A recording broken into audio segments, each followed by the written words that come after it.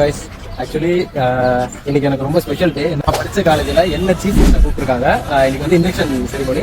So அதுக்கு chief கெஸ்ட்டாக இங்கிருந்து அச்சீவ் பண்ணிட்டு போன பர்சன்ஸ்ல சோஷியல் எக்கனாமிக்கல் ஸ்டேட்டஸ்ல இருந்து வந்தேன்னா இப்போ மந்த்லி பார்த்தீங்கன்னா லேக்ஸ் லேர்ன் பண்றேன்.